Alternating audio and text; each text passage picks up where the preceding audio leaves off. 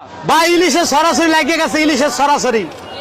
এই বড় বড় মাছ আমরা পাইতাম না ভাই, কান্দা মরতাম, পাইতাম না, কিন্তু এখন পাওয়া যায়।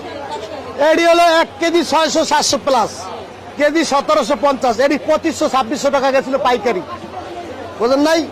এই হবে সস্তা হল হয়েছে, এটা কমতে কমতে কমতে কমতে কমতে কততে কমা এই বছর কম যায় না। আসসালামু আলাইকুম। ওয়ালাইকুম সালাম ভাই। রুলামিন ভাই ভালো আছে? আলহামদুলিল্লাহ, আল্লাহ ভালো রাখছে ভাই। এত বড় মাছ আগে 2-3 বছর আগে কাইন্দ পাইতাম না, তাই কাইন্দ পাইতাম না। এত বড় বড় 1 কেজি 700-600 1 কেজি এলা মাছ, কিন্তু আল্লাহ হাত দিছে নদীতে, নদীতে দিছে। দিছে আল্লাহ নদীতে। অলরেডি তো ইন্ডিয়া ইলিশ মাছ ছাটানো বন্ধ করে দিয়েছে সরকার। বন্ধ করছে বলে এই শুনছি আমরা, আন্তরিক দেখি নাই চোখে।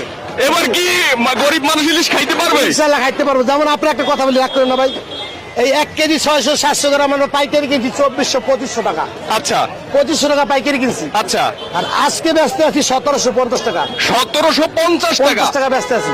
আচ্ছা